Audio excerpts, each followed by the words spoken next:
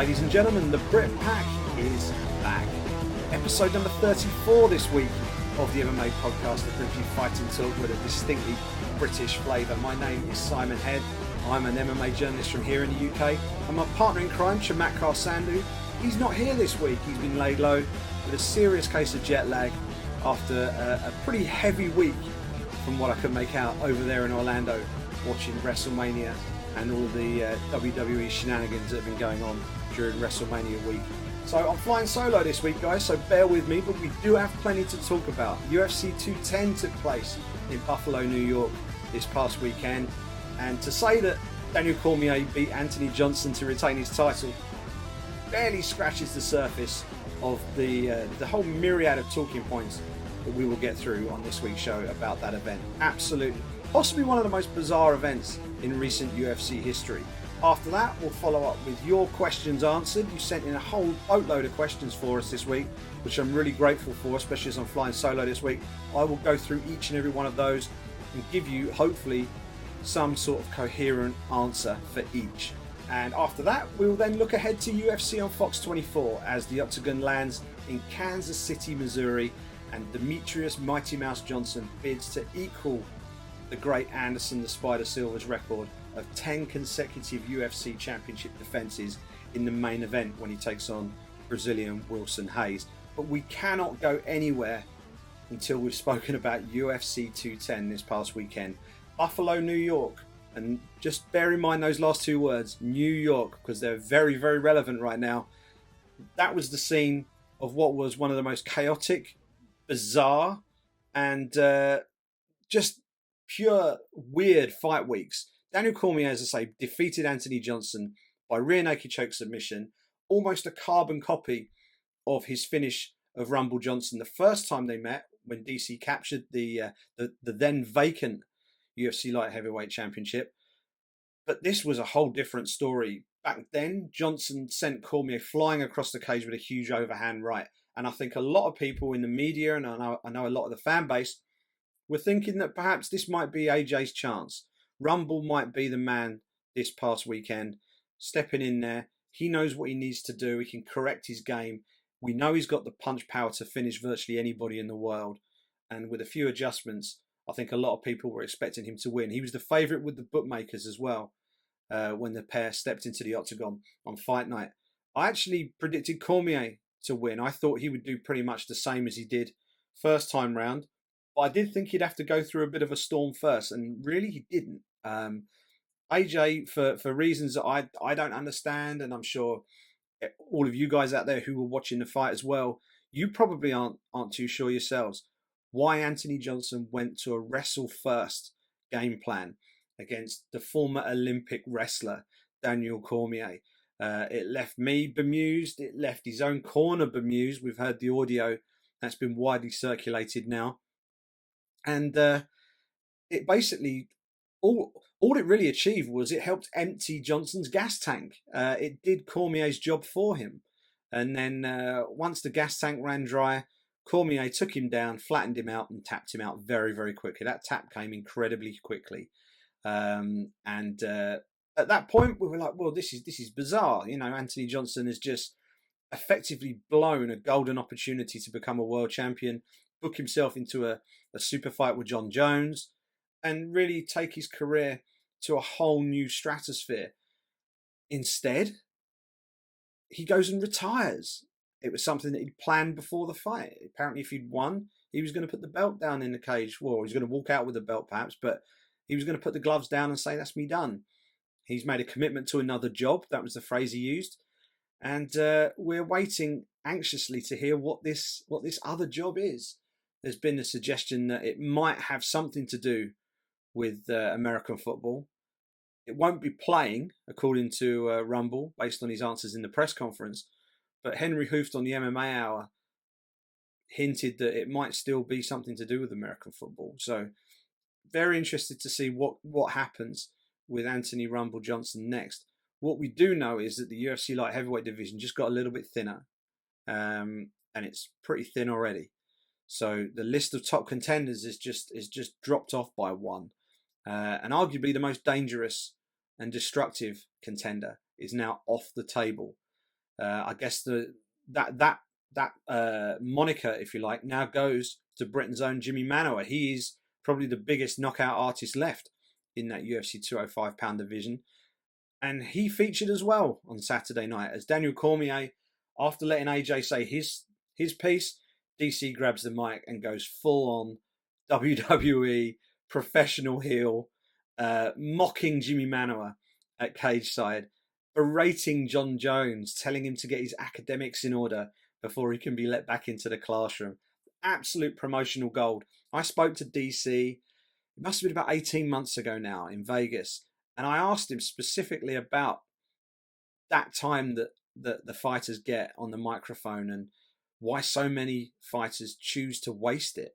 And it's a topic that we talk about on this show so many times. And Cormier was very, very clear about it. He said, this is the most valuable time, other than the actual time you spend fighting where everyone's watching you.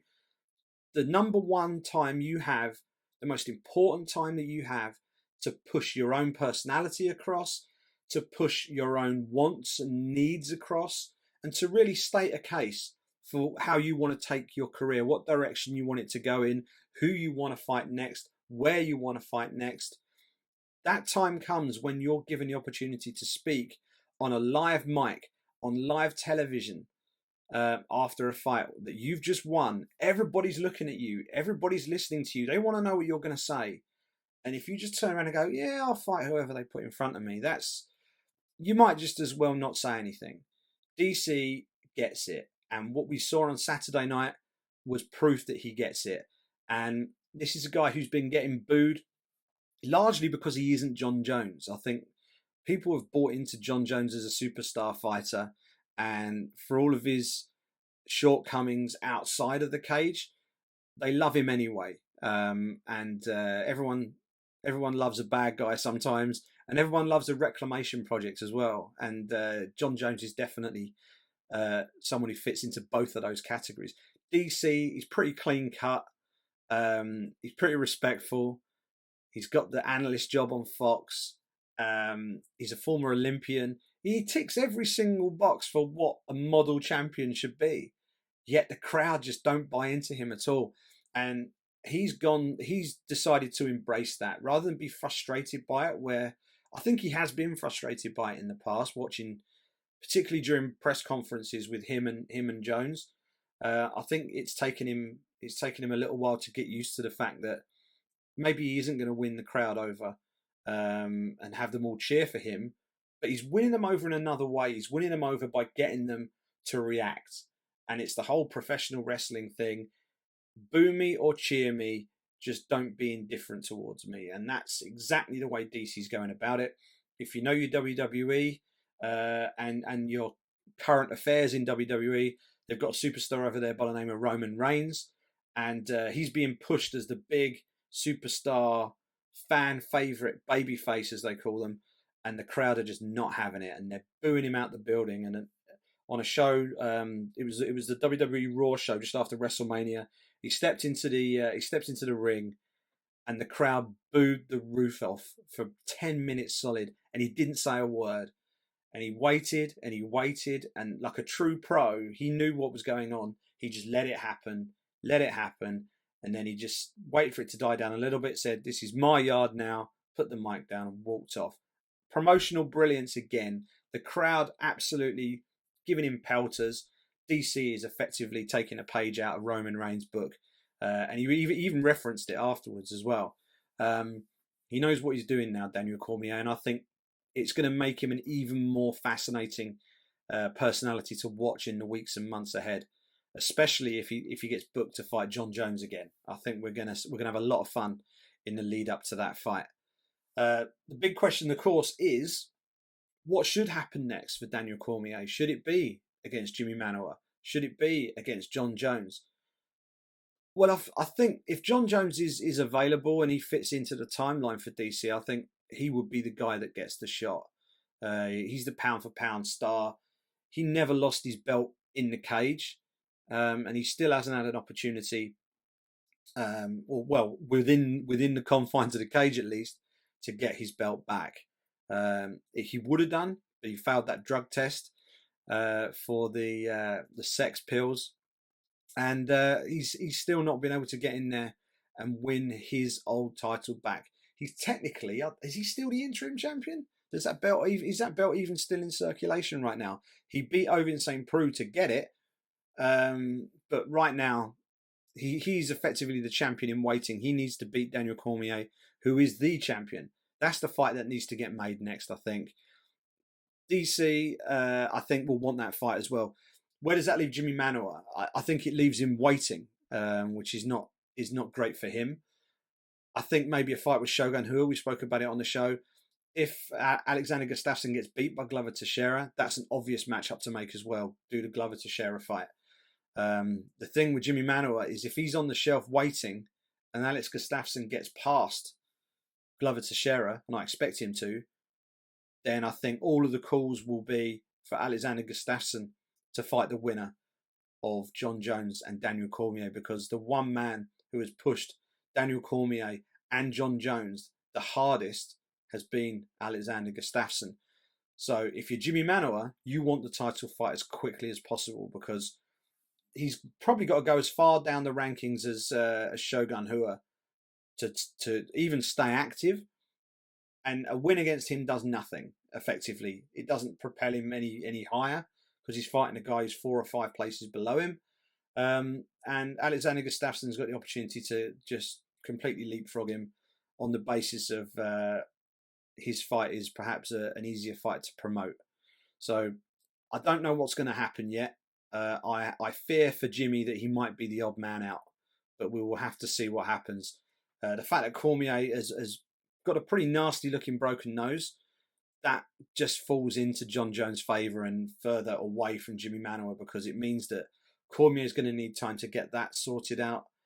It means that the possibility of a quick turnaround is now far less as a result of he might need a little bit of surgery on it, and he'll need a little bit of time out.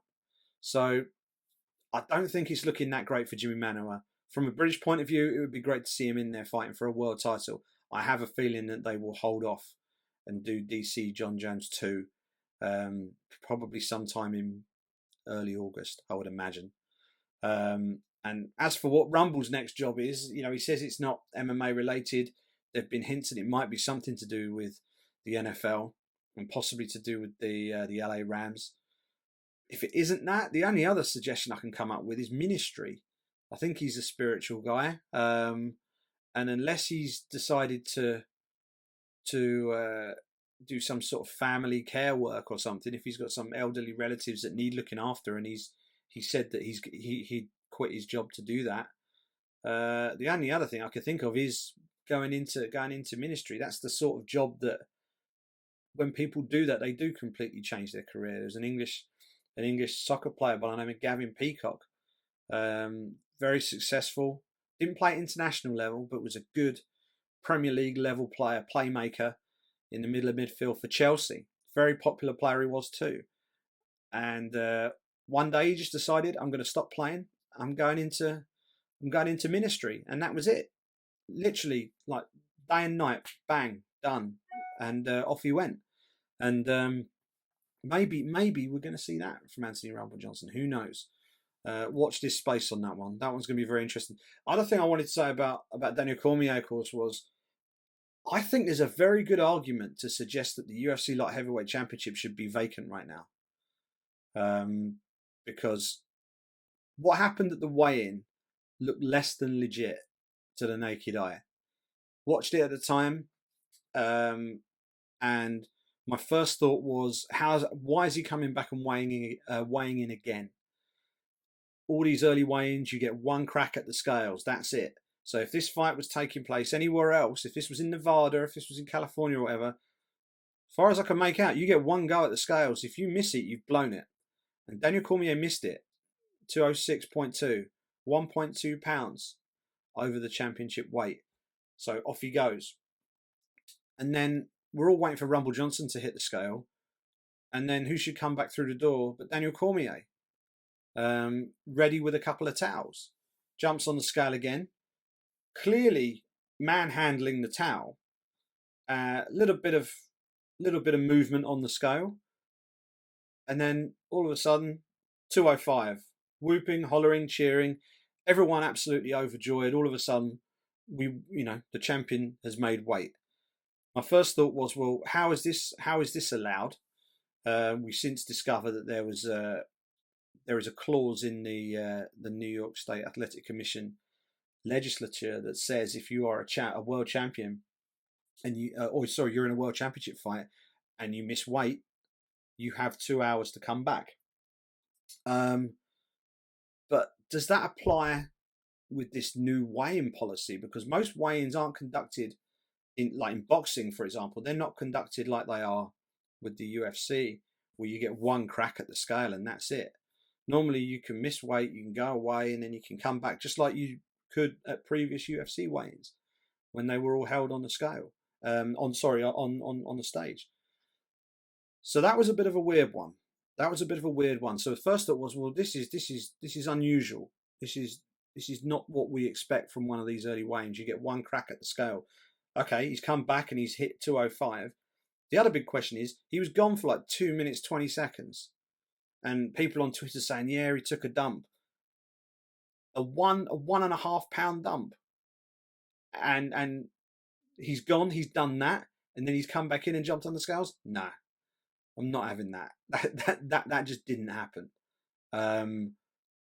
Even if he'd made himself sick, throwing up over a pound of stuff that's pretty significant.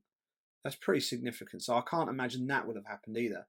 And you would think that, given how dry he looked when he first weighed in, to suddenly drop another 1.2 pounds in less than 3 minutes is pushing the bounds of credibility as well. So then we look at what happened on the scale, and DC had the towel, and everyone can draw their own conclusions from what they see. And Cormier is adamant that nothing happened here, and we have to take his word for it. The commissioners who were watching, well, they weren't watching, but the commissioners that were there saw nothing wrong. Much like Arsene Wenger very rarely sees anything wrong when any of his players commits a foul that gives away a penalty, for example, or a red card. But from what I saw, Daniel Cormier had his hands on the towel and he was pushing down on the towel. The towel was being held quite tight. There was some tension on the towel. And by pushing down on it, he was sort of taking up some of that tension.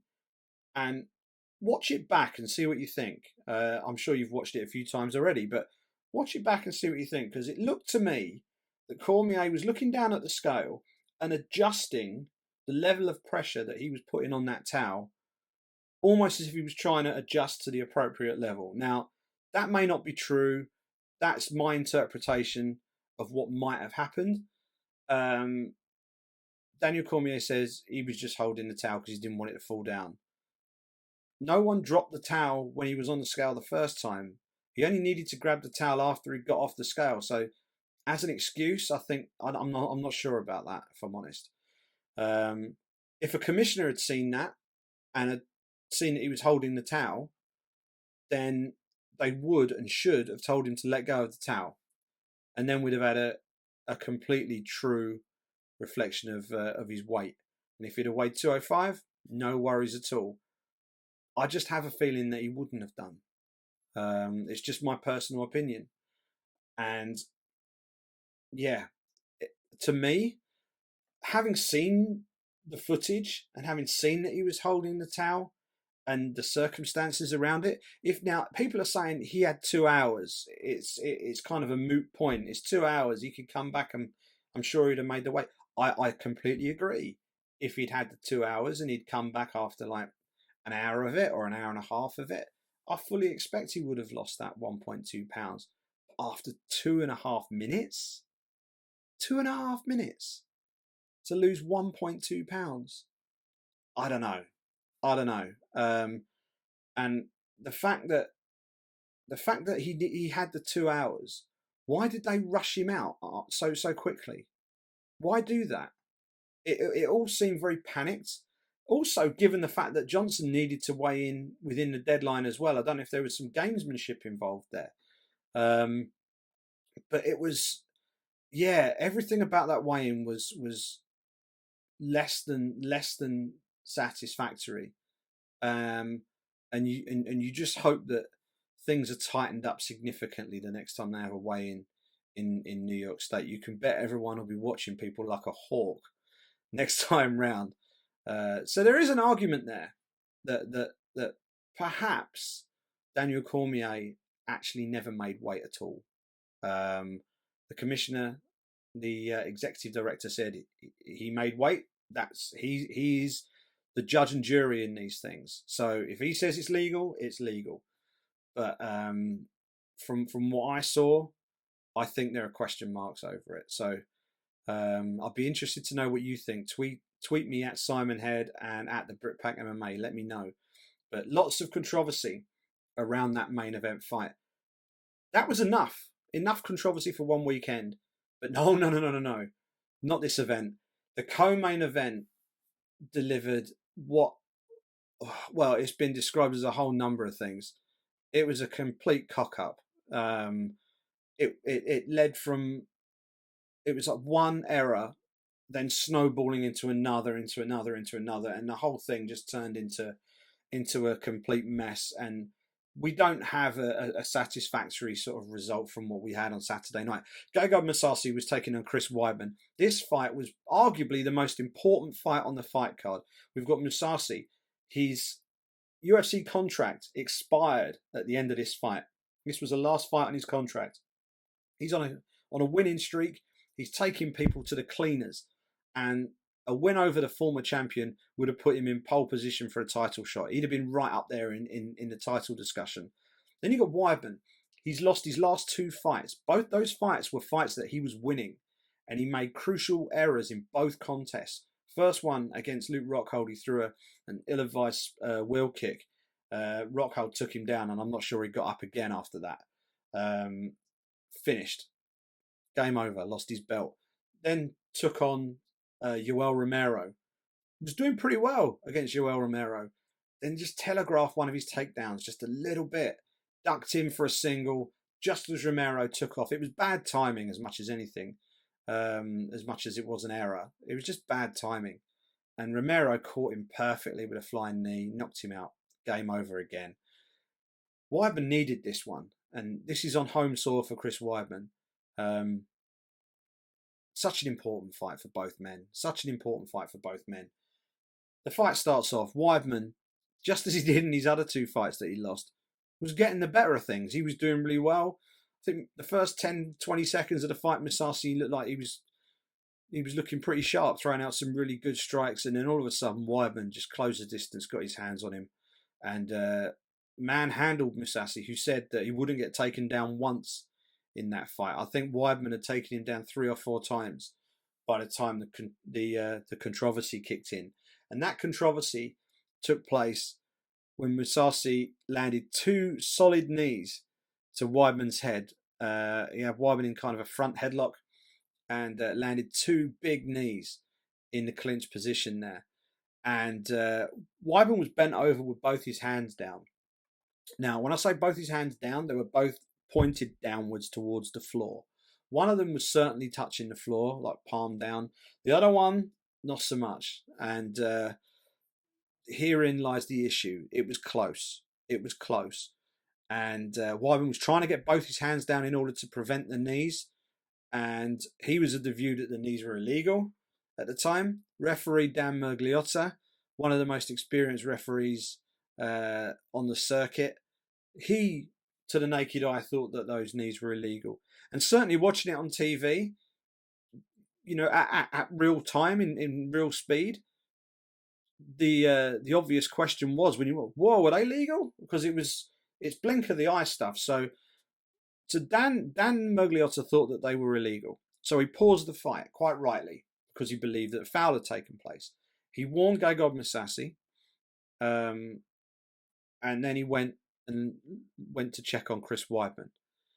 While this is happening, the commentary team are getting replays. We're getting replays back at home, and I think the crowd are probably getting the replays on the big screen as well. During those replays, we discover that Weidman's second hand was definitely not down. Certainly not for the first one, and the second one, it was fingertips at best, but fingertips aren't really enough. So it was real borderline, the second one.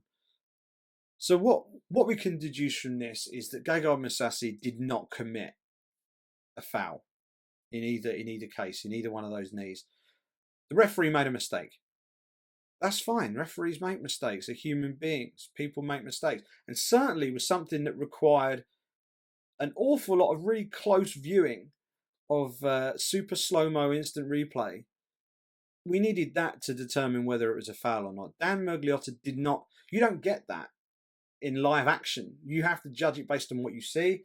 He was of the view that it was a foul. Paused the fight. It was then communicated to him that he'd made a mistake.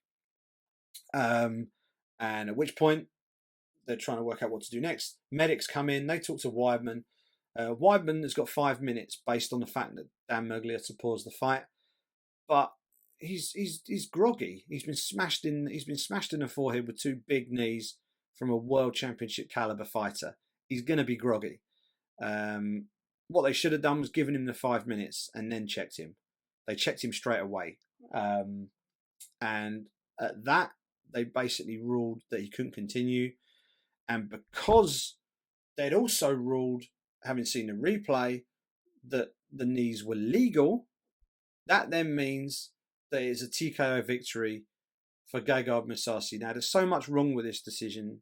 The fact that Dan Miragliotta made a mistake is almost irrelevant at this point. He's made a decision in the cage. What happens after that is what's really controversial. The fact that Dan got a sort of a hairline decision wrong is not the issue here. It's what followed. Because he called it as a foul, and because in New York State, instant replays are not permitted. So any sort of conclusions that are drawn from instant replays are null and void, no matter how accurate or correct they are.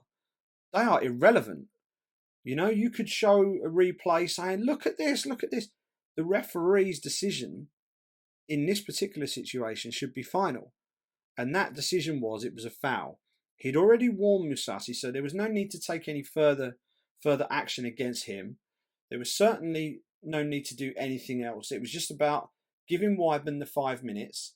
At the end of the 5 minutes, he then can make a value judgment with the help of the ringside physicians, if he wants, as to whether Weidman is fit to continue. And indeed, if Weidman wants to continue. At that point, if he either doesn't want to continue or he's not fit to continue, then that fight is a no contest. It shouldn't. The one thing that shouldn't have come from this is a TKO victory for Gegard Mousasi. And I think Weidman is completely within his rights to appeal. I think the things that Weidman was saying in the cage after the fight were largely incorrect. He was crying foul and all the rest of it, and that wasn't the case. The issue that Weidman should have isn't whether it was a foul or not. It should be what happened after Dan Miragliotta paused the fight. I'm saying paused rather than stopped because he didn't wave the fight off until the ringside physicians advised him to. So it's what happened after he paused the action. And it was at that point that everything just completely went haywire. We need a rematch is the long and short of this. Team Mousasi, I don't think are that keen on it. But I think if the commission overturns the decision and turns it to a no contest, which I think should be the fair judgment here, then I think the only sensible thing is to have a rematch, because there wasn't a satisfactory conclusion to the fight. Even if they don't overturn it and it remains a TKO, I think that would be controversial in itself for them to keep that decision in the light of what we know. And I think that a rematch would be justified anyway. So fingers crossed we get that rematch. There are other factors involved, of course. Gegard Mousasi needs to negotiate a new contract with the UFC. And arguably, you could argue that the fact that the UFC might want to do this rematch and therefore dictate to Musashi what fight he does next, to say, we're not going to push you up any further until you've got past Weidman, that may actually fall into Musashi's benefit at the negotiating table, because you're effectively asking him to do them a favour at that point. And it's okay, I'll do that for you, but you need to give me this. It becomes a negotiating point, and I think that might be something that his management are looking at moving forward. And the fact that they've said they don't really want to do the rematch, that might actually be the start of the negotiation process with the UFC. Really looking forward to seeing what happens with Musashi on that one. We will talk a bit more about Gegard a bit later on in the show. I know we've got a question about that. If you're Musashi, do you pursue the rematch? Well, I think in Musashi's mind, I think he knows that he's going to need to fight Weidman again. But I think what his team are doing, I think is pretty smart. If you're the UFC, I think you absolutely pursue the rematch.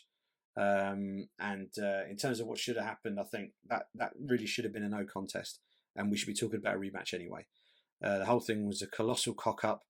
Dan Mergliotta, I think he, rather than sort of completely absolve him of blame, he made a mistake. That's the only thing he's guilty of.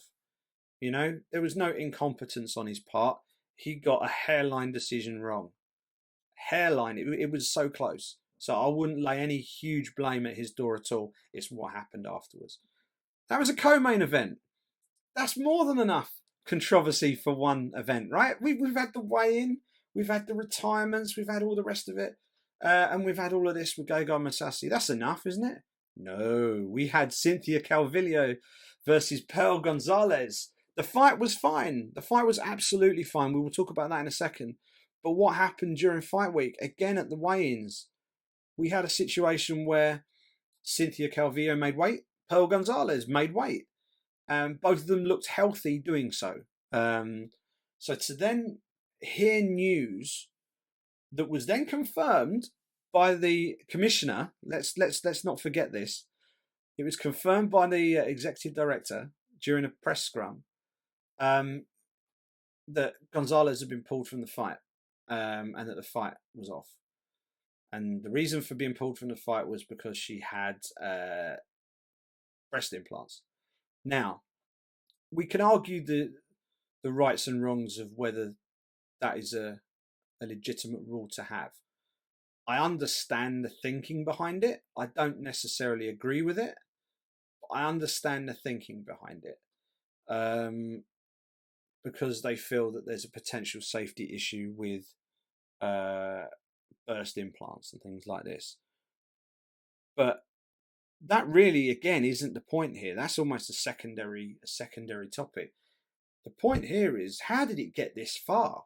How did it get beyond the point that both fighters had gone through a 8 to 12 week fight camp, having signed their bout agreements, completed their questionnaires and all of that stuff? 8 to 12 week fight camp, done the full weight cut, the final weight cut the day before, gone in, made weight, and then are told that the fight isn't going ahead. That's just rank ineptitude by the New York State Athletic Commission. Pearl Gonzalez explained after the bout that, in fact, it might even have been before the bout, that she disclosed all of this in her medical questionnaire. Have you had any surgeries? Yes. This is what I've had done. And for it to not get picked up until after the weigh-in is pretty it's kind of disgraceful, really. And had it not been for the fact that the UFC jumped on it very quickly, that we could have had a situation where a UFC debutant was denied the opportunity to fight in a main card showcase. An incredible opportunity for Pearl Gonzalez. And Cynthia Calvillo, who had already impressed once on a UFC debut, would have been robbed of the opportunity to repeat the trick on a main card, and on a pay-per-view, no less. That would have been, that would have been completely unfair on both athletes. I thought the way Pearl Gonzalez dealt with everything during fight week was absolutely to her credit, and Cynthia Calvillo as well. They both dealt with it incredibly professionally, incredibly well, and they went out on fight night and both gave everything they had.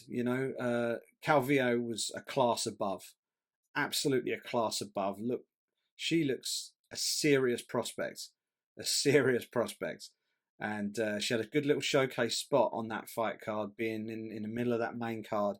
I know there were some question marks raised about the card placement for that fight, but clearly, and from Dana White's post-fight press conference comments, he's clearly investing quite a bit of interest in the career of Cynthia Calvillo. She looks like she might go away in that strawweight division.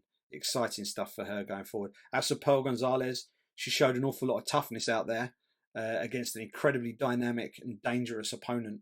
I don't think she's done by any stretch of the imagination. I just think that Calvillo is probably the real deal.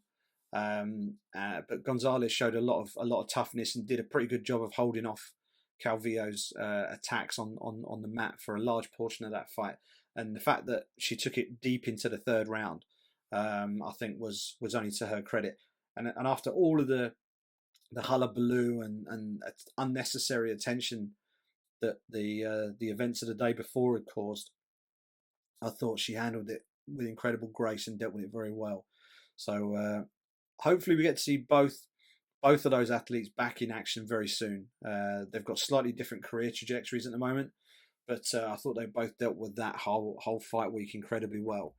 They were the standout fights of the night. We had some great performances further down on that card.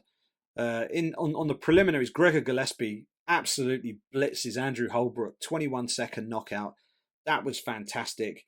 Desmond Green did very well against Josh Emmett. That was his UFC debut, Desmond Green. Josh Emmett was undefeated and a real tough competitor at 155. Desmond got the split decision in a very keenly contested lightweight bout. Patrick Cummins, looking a little bit like Charles Bronson, certainly had the photo of the weekend. The selfie he took in the ambulance on the way to the hospital was something to see. Fantastic stuff. Looked like he was going to get absolutely blown out the water by Jan Blachowicz early on in that fight. I think Blachowicz really let Cummins off the hook, smothered his own work in the striking department, whereas a half pace back and just assessing himself might have brought him an early finish.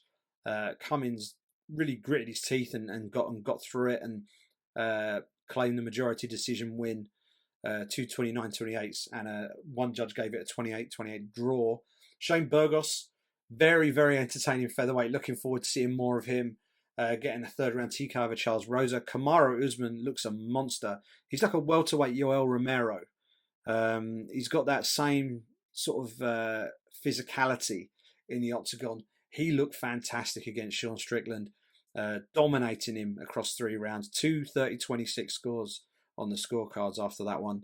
The one thing missing is a finish. That's going to be the real thing that propels him to the next level. He's going to give anybody fits in that welterweight division just with his size, his strength, and his wrestling ability, and his ability to control people on the mat. But the thing that will really see people get seriously excited about him is if he starts putting people away. And we saw signs of his striking sort of coming along and improving in that fight against Strickland, who is decent on his feet. But that's the next feather in his cap for Kamaru Usman. Start finishing people, and then we're going to have a very dangerous looking contender at 170. Miles Jury came back after a long layoff. Great win over Mike De La Torre. First round TKO, impressive stuff. And the other 2 fights on the main card that we haven't mentioned, Charles Oliveira fighting at lightweight after his recent weighty issues as a featherweight. First round, standing rear naked choke finish, former Bellator champion Will Brooks, who can't buy a win in the UFC right now, had a win on his debut against Ross Pearson, but it's been all uphill since then. Oliveira looked great, and then inexplicably said he wants to go back to 145. Don't be mad. Stay at 155. okay, you're a bit small for 155, but there aren't that many people who can do what Charles Oliveira can do in the grappling stakes in that 155-pound division. He will be a factor if he stays in that division. And the other fight, Thiago Alves outpointing Patrick Cote. Two things about that fight. Thiago Alves looks superb. 30-27s across the board. Really impressive stuff from him. And after the fight, the Predator Patrick Cote announced his retirement from professional mixed martial arts. A real stalwart of the sport. A real stalwart of the Canadian MMA scene, and someone who I know a lot of the Canadian journalists have an awful lot of time for. Some of my mates in the MMA media up there have got nothing but good things to say about Patrick Cote. I'm sure he'll stay in and around the sport. I believe he's the French language commentator for UFC events. So I'm sure we will continue to see and hear of him around UFC events in the weeks and months to come. But that was UFC 210, and it was a crazy, crazy week. All right, let's go to the mid-show intermission, which comes in the form of a Q&A. You've been sending us your questions on Twitter, as you do every week, to the Brit Pack MMA on Twitter. The doors are open all week. Send us questions. If you wake up in a cold sweat in the middle of the night on a Monday, send us a tweet. If you're driving home from work and you've suddenly got this question pop into your head, pull the car over, tweet it at the Brit Pack MMA. We want all your questions. We will do everything we can to answer each and every one of them. And we got lots this week, absolutely loads. So I will try and rattle through them as best I can. Wayne Corey on Twitter says, what is it with Kelvin Gastelum? So much ability, but problems with weight cuts and now drugs. Well, he tested positive for marijuana.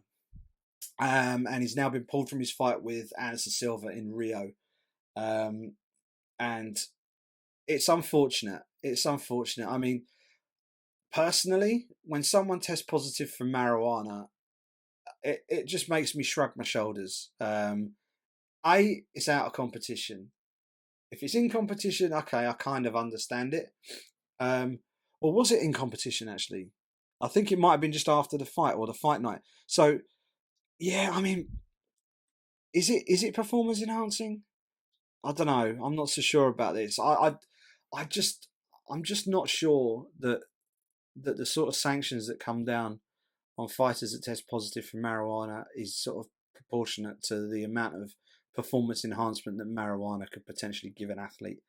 You know, we're not talking blood spinning here or blood doping and all that sort of stuff. You know, anabolic steroids, EPO, you know, testosterone levels, things like this. It's not anywhere near that. So you just hope that whatever judgment comes down, it's relatively lenient. I think that marijuana, to be honest, I think it should come off the ban list. But all the while it's on the ban list, I think it needs to be treated for what it is, which is a very, very low risk, very low grade substance. So, yeah. So I wouldn't hammer Kelvin Gastelum too much. He looks great at 185. This was going to be another big fight for him against Anderson Silva, and he's going to be absolutely distraught from this. So fingers crossed that gets dealt with. He can serve his suspension, and then we can get him back in the mix. Daryl Chumley, have the New York State Athletic Commission damaged their future big fight opportunities with their performances? No faith in them means no big money fights? ? I don't think it does. Honestly, the way Dana White was talking, saying that, you know, New York are back in 2000 and 2001 or whatever it was he said. This is a work in progress, and we're watching teething problems and issues of competence and things like that being played out in front of our very eyes, because the UFC is the biggest show in town. These things could have happened on a much smaller show, a non-global show, and we wouldn't know anything about it. And then maybe if we'd given it another year and then the UFC had rolled into town, then they'd be dealing with a much more well-organised, seasoned athletic commission. But they're kind of learning on the job when it comes to MMA. There's an argument maybe they should draft in some MMA expert commissioner help from other athletic commissions, getting them in on secondment for these big events, just to help them, just to get their checks and balances in place, because clearly there's some issues and some teething problems and wrinkles that need to be ironed out. Is it going to damage big fight opportunities? No, because New York is a massive market for the UFC. They've made a commitment. They're going to put multiple events on in the state each year. And they're going to put some big shows on, some big shows. Madison Square Garden is an iconic venue. There's some big arenas there. The Barclay Card. Is it the Brooklyn Arena or the Barclay Card Arena over there? And you've got the Nassau Coliseum as well. There's some good arenas over there. Plus, they're looking to do some stuff upstate. We've done Buffalo. We're probably going to see we're probably going to see Rochester at some point. I don't think it's damaged the big fight opportunities. I just think it's exposed them. That's all it is. I think it's exposed them. The UFC have got to keep faith in them, and I'm sure they'll be doing what they can to help them. It's interesting because Dana White in the past has not been shy of hammering athletic commissions, but he didn't really do that here, and he had every reason to give him a caning, and he didn't. And I think the reason for that is that they know they're going back, and they're going back regularly.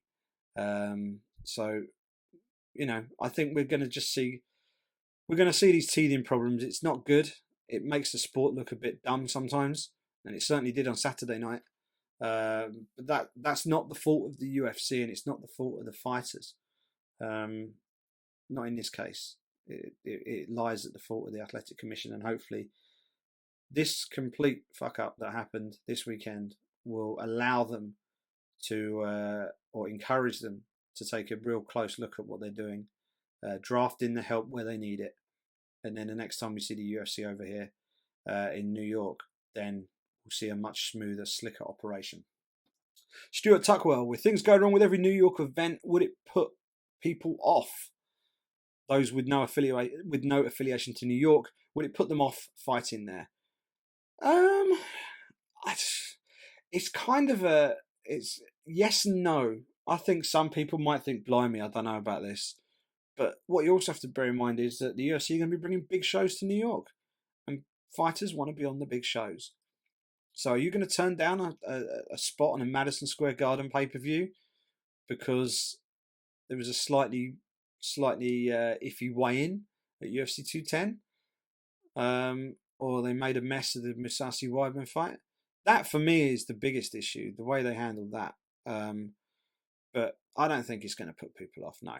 I think the ability to fight on a huge card like a Madison Square Garden card, I think outweighs that. And also, and I'm saying this, and I'm tempting fate by saying this, they can't balls it up this badly again, can they? Can they? Let's hope not. The MMA Manor has sent us an extended question. What have we got here? In the post-fight press conference, Dana White was once again asked about the women's flyweight division, and he says they're, quotes, not ready. By that, I think he means the UFC is not ready. If they can make a featherweight division with just 3 women, why can't they make a flyweight division when they already have multiple women who can fight at that weight? In theory, that is a completely legitimate common sense question. But practically, I don't think they want to thin out their weight classes, because to put a flyweight division in place, what you'll see is a lot of 115ers will want to move up because they'll be able to fight at a more natural weight. But what it also does is it gives the opportunity for 135ers who perhaps aren't quite in the mix at the top of the division to try and shoot for that lower weight class, because it's only a 10-pound drop. And what happens then is you're thinning out 2 other divisions. So then what you end up with 3 divisions, and all 3 of them are potentially quite thin, rather than having 2 that are both looking relatively strong right now. And I think that's the reason. I think the thinking is probably that they need a few more bodies before they can do that. I just don't, when he says they're not ready, I think that's what they mean. that they're just not quite there yet. They haven't got that critical mass of athletes where they feel they can sustain 3 back-to-back weight classes, so to speak. They're all in order. There's no big gaps in weight between them. I think doing that will thin the divisions out, and I think that's probably why they haven't done it yet. Hopefully they'll do it eventually, but it doesn't look like it's on the cards yet. Another question about the women's divisions from Rob Turnbridge. I think this might be his first question. Cheers, Rob. In the presser, Dana alluded to an announcement on the women's 145-pound division soon, saying it's, quotes, tricky. What are you expecting it to be? Do you know what? I've got a feeling that they're going to bin it. I've been very wrong about many things in the past, and this might be one of them. I have a feeling they might bin it. I really do. Or suspend it, postpone it, put it on hold, whatever it may be.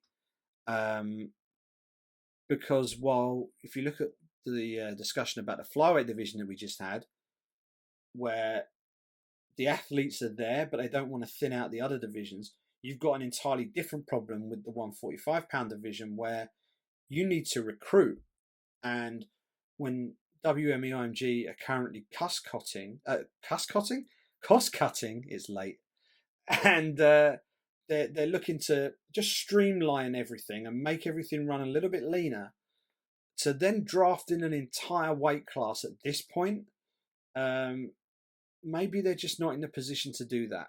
So I'm wondering whether they might put that 145 division on hiatus. The obvious thing to do, because it works so well for the strawweights, is to have an Ultimate Fighter season and have that mini tournament to help establish the division, educate people to all these new names who are going to come in, and then you've got a ready-made division good to go. And I think that's the time to do it. And we know that we're not quite at that point yet. We know that isn't a weight division that they're going to use on the Ultimate Fighter that's happening now. And the next one that's coming, I believe they're not using it for that. So we're talking 6 to 9 months away, minimum, before they might start looking at that. So I'm wondering if they might put it on hold because of that. Watch this space. We'll have to wait and see on that one. But total guesswork on my part. But that would be my take. Matt Penny has tweeted. I think that might be his first question as well. Cheers, Matt. Is this whole McGregor chasing Mayweather stuff a damaging effect on his MMA career? Shouldn't he focus more on UFC titles and defenses? Well, that last word is the important one for me. Conor McGregor is undoubtedly the biggest star in the UFC. He's won world championships in 2 weight classes at Cage Warriors, and he's jumped up, and he said he was going to do it in the UFC, and he's done it in the UFC. Everything he said he would do, he has done. You have to tip your hat to the guy. You absolutely do. What I want to see is Conor McGregor cementing that legacy, erasing all doubt by cleaning out that lightweight division, because he's got the talent and ability to do it, believe me. But it appears that isn't on his, it isn't in the top 2 or 3 things on his priority list right now. So the Mayweather fight, I completely understand his reasoning for it. This is his golden ticket, isn't it? This is the opportunity to earn the sort of money that it would take him probably 3 or 4 UFC fights to get close to. So it's interesting because we've got the whole negotiation process is underway now. I'm not 100% convinced this fight happens for a few different reasons. If it happens, my fear is that we won't see Conor McGregor in the octagon again. John Kavanagh has suggested otherwise, and he's in a much, much better position than I to comment on what McGregor's likely to do in the UFC further down the line. And I really, really hope we see him back. I'd love to see him back in there this year. If the Mayweather fight happens, I fear that won't happen, and that will mean that the lightweight belt goes undefeated for a year. And we're back to the same problem that we had when he was chasing the lightweight belt and the featherweight division was being put on hold, having Conor doing this stuff and chasing personal goals and he was chasing the lightweight belt in the UFC, and now he wants to chase the Mayweather fight. I've got no problem with it. I think he should be allowed to do that. But what I don't think he should be allowed to do is to do that to the detriment of the rest of the weight class. So I think there comes a point where you say, okay, when is Conor going to fight in the UFC next? And that stake needs to be put in the ground. So, okay, I'm going to go do this Mayweather fight, and then I'm going to come back and fight in December, let's say. And if we know this, then I think a lot of the concern will kind of drain away a bit. Go and fight Mayweather in September, then come back and fight in December or January, maybe. Okay, it'll have been a year since he last fought in the UFC, and it'll be a year since the lightweight title was defended. But at least we know he's coming back. Because if he isn't coming back, he might just as well drop the belt now. But he won't drop the belt now because that's a promotional bauble for the fight with Mayweather. So, is it damaging? It's only damaging if he doesn't come back. And I really, really want him to come back. I think all of mixed martial arts wants him to come back. Because no matter what he does against Floyd Mayweather, win or lose, he is one of the greatest mixed martial artists to step into the octagon. And probably the greatest character to step into the octagon ever. And as someone who covers the sport and someone who enjoys watching the sport, we need Conor McGregor in our little bubble. And at the moment, he's not there. So let's get him back in there as soon as we can. That's what I'd say. Sean Condren. I was a fan before, but could Daniel Cormier's heel turn in his interview win him more fans? I love the fact that people are using wrestling terminology just as general conversation now within mixed martial arts. People sometimes scoff at professional wrestling, and it's kind of like, the big boys go and look after MMA and the kids watch the WWE, and it really isn't that. And the crossovers are incredibly common. They really are. There are so many crossovers there, beyond the product that you're looking at in the ring or in the cage, because there aren't that many crossovers there. Outside of that, there's a lot of similarities. Daniel Cormier's heel turn, because that is what it was. He was already kind of a heel anyway, but the fact he's embracing it now, will it win him more fans? I think so. I think the fans that get it, I think the fans that understand it, and can see what Cormier is, what Daniel Cormier is doing, I think they will appreciate what he's doing, and they will enjoy him more. Whether they want him to win or lose is irrelevant. I think they will enjoy him more. I think that's probably the best answer I can give on that. I think more fans suggest that that's people that want him to win. I don't know about that. I think, a lot of the boos are because people prefer John Jones over Daniel Cormier, and I think Cormier knows he's not going to win those people over, so he's just turning it up to 11 and having fun with it. And all power to him. I think is absolutely the way to go. Chris Jones, after UFC 210 at the weekend and DC's defense, what do you think will be the next light heavyweight title fight? DC versus Jones 2 is my pick. I think Jimmy Manuwa is probably going to have to wait. And I think the sensible thing would be to put him on the card with DC and Jones, because if we get another UFC 200 scenario, then God help us all. Honestly, I was in that press conference. It will live with me forever. The whole reaction. We're sitting there. In fact, we just done an open workout session or something over at the T-Mobile Arena, and we're in a bar because it had good Wi-Fi. That's why we were there, and got a phone call saying you need to come over to the MGM Grand. It's top secret. You can't say anything. So okay. John Morgan, who sat with me, got the same phone call. He was also sworn to secrecy, but he said, "Does Si know this?" He's like, "Yes, Si knows." So we had a bit of a laugh because I hadn't mentioned it to him, and then we sort of charged over there, and there's a small gaggle of media who'd obviously all had the call. We're standing outside the door, waiting, and the door sort of pops open, and Dana White sticks his head through the door. Right, guys, we're going to be 5 minutes. But okay. He goes, right, hands up. Hands up who thinks that this press conference is because we're selling the UFC. About half of us put our hands up. He goes, it's not that. We're like, oh, crikey. So we go in, we sit down. Dana White walks out. The main event of UFC 200 will be Brock Lesnar versus Mark Hunt. And we're looking at each other going, what? What's this? And then he says it again. And we're like, this is weird. What's going on? And then enter stage left, Jeff Nowitzki, head of athlete health and performance, the harbinger of doom. He walks in. When Jeff Nowitzki turns up to do a press conference, you know what he's going to talk about. And honestly, the whole room, almost as one, went, oh, fuck. Because we all knew what was coming.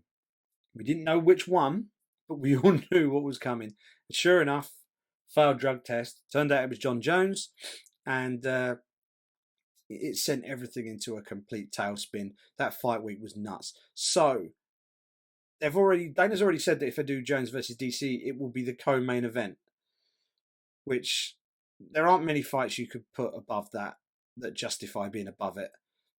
So, I don't know what they're going to do.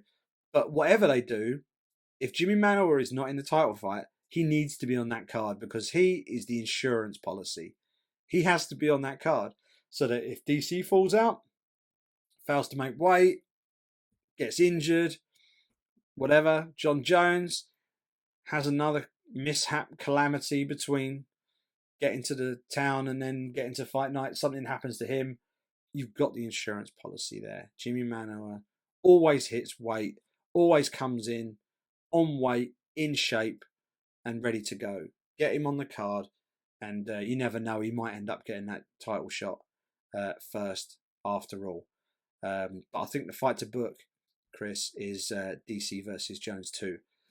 Jack O'Neill tweets, thanks, Jack. Do you think Manuwa really has a chance against DC? Clearly has power and huge experience, but DC is one of the best.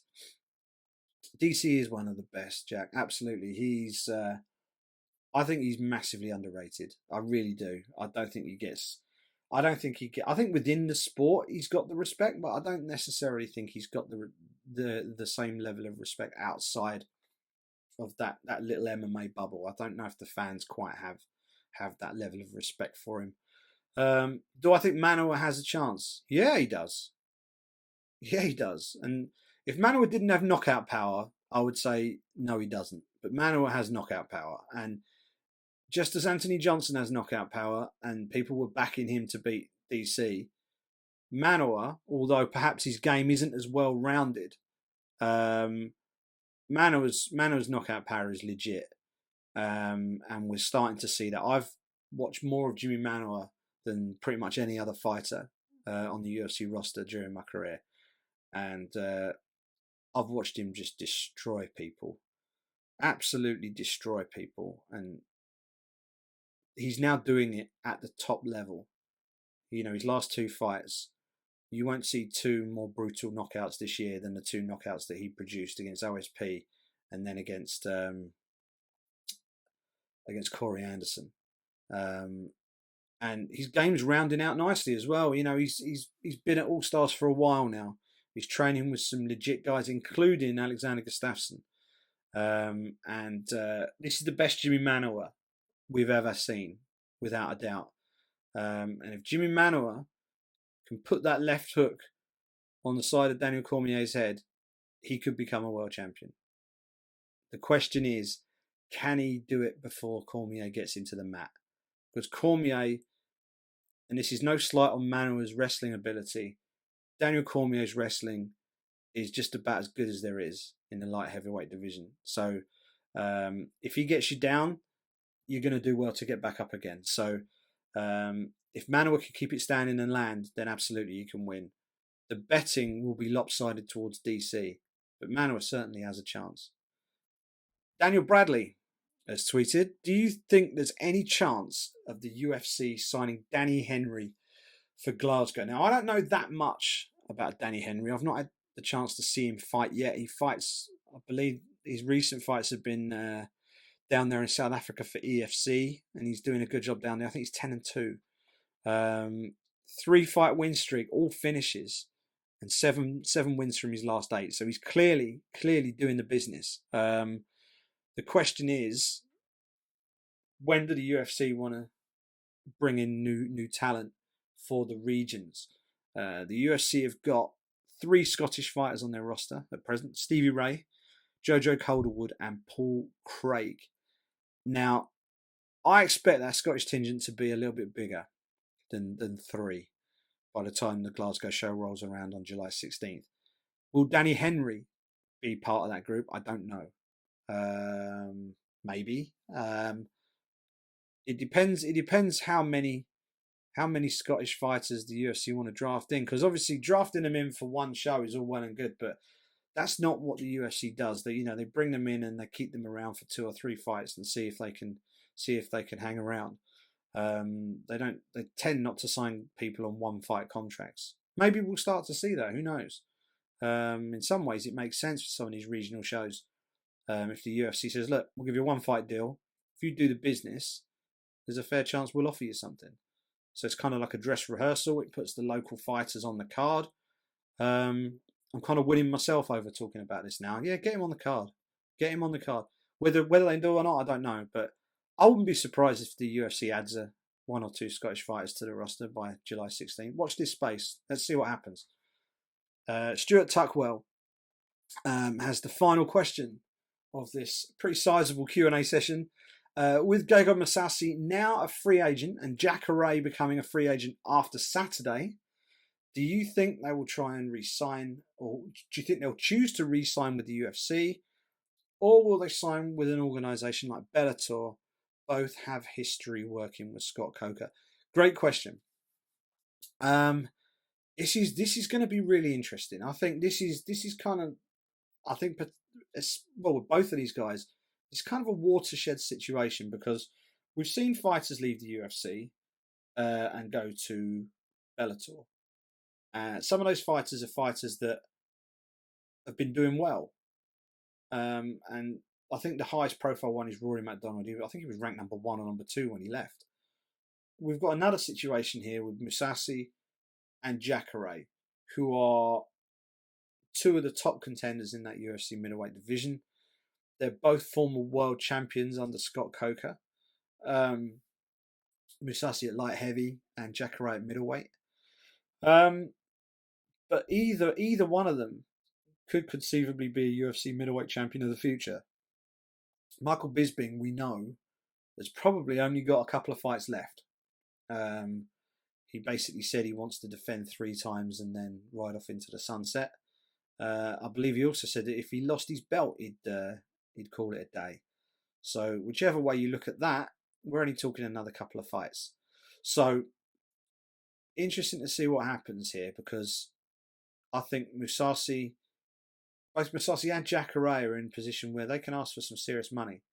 Mousasi's got 50 fights under his belt. He's won world championships everywhere in the world that he's fought, pretty much. And now he's in a position to fight for a UFC world title. But in order to do that, he needs a new contract. Jacare, same position. He's a legit world champion from Strikeforce. And he's now ripping through the middleweight division. He could quite easily be fighting for the belt. But if he's going to do it, he needs a new contract.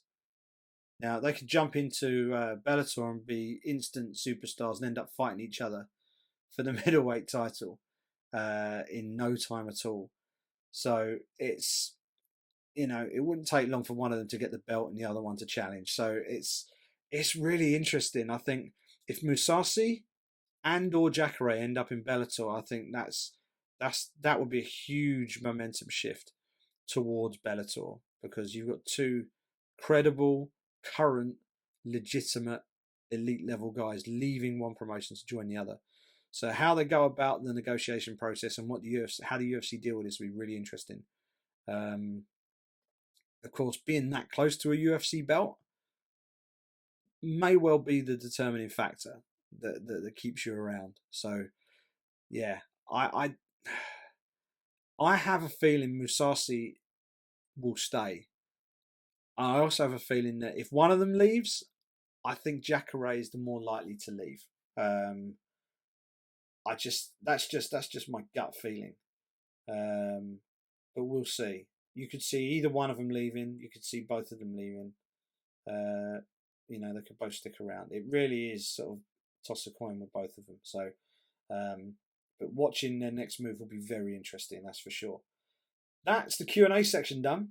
Thank you so much for all your questions. Really appreciate them, especially this week where I haven't got Sandu to bounce these questions off and have a bit of a discussion.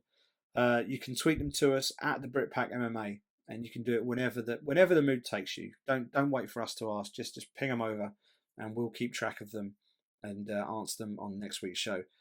We'll finish up with a quick run through what's coming up this weekend. On Saturday night, April 15th, live from the Sprint Center in Kansas City, Missouri, we have UFC on Fox 24. The main card sees Demetrius Mighty Mouse Johnson taking on Wilson Hayes in a bid to make his 10th successful defense of the UFC Flyweight Championship of the World.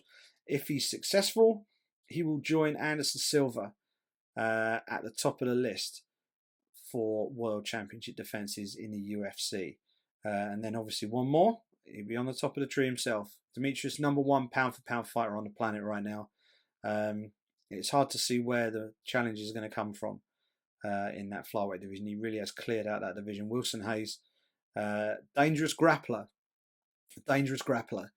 but I don't think he's got the all-round game. If Demetrius Johnson is on his game and fights as smart as he usually does, then we should see championship defense number 10 successfully negotiated. But you've got to be wary of Wilson Hayes' submissions. The co-main event, Rose Namajunas against Michelle Waterson. Really looking forward to this fight. Two strawweight contenders. Rose has always been right up there in the top 2 or 3 in the world. She needs a big win here to just get that momentum and throw her straight back into the championship mix again. Waterson, she's getting the big promotional push right now, and rightly so. She's got everything going for her. She comes across superbly in interviews. She's really easy to deal with, and she's an exciting fighter to watch and super talented. That will be an absolute cracker of a fight. I suspect it will go the distance, and it's going to be a close one. We talked about Jacare Souza a bit earlier on in the Q&A. He's in action too. He's taking on Robert Whittaker, the Reaper, in what is the last fight of Jacare's UFC contract. Robert Whittaker, everyone keeps writing the guy off, but he's legit. He moved up from welterweight. There are a lot of question marks over that decision and whether he could cope being a relatively small middleweight. This is the biggest test of his career, no doubt about it. He got a really, really good win against Derek Brunson. Absolutely took Brunson apart. Used all of his aggression against him and stopped him.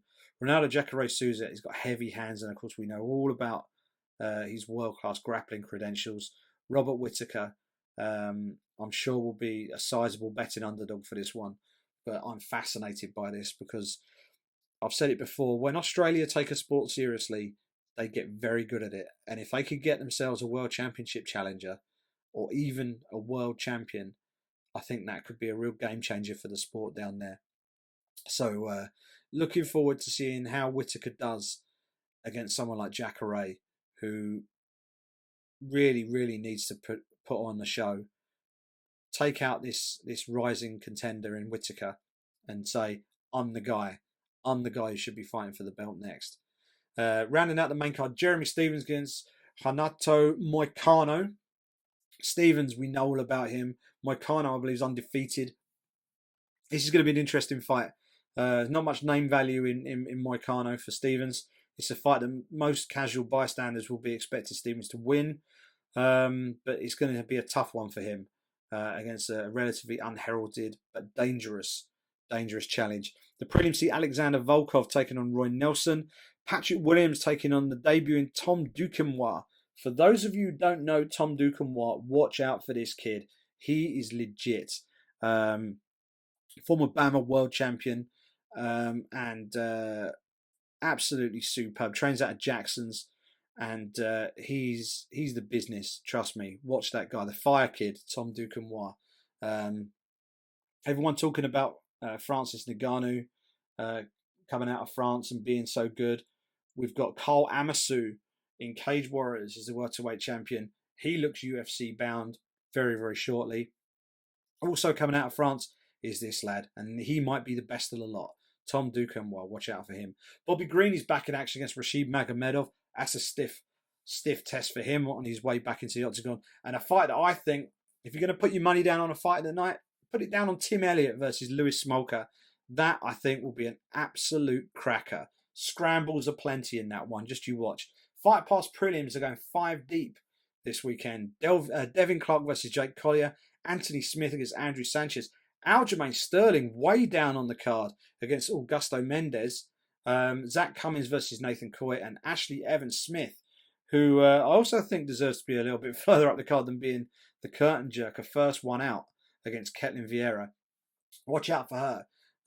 If Ashley Evans Smith gets a win there, she's moving her way up in that bantamweight division. She's a very, very talented fighter at 135 pounds. And that is just about it. Thank you so much for listening to the Brit Pack episode number 34. We made it to the end, everybody. Thanks to everyone who tweeted us questions for the show.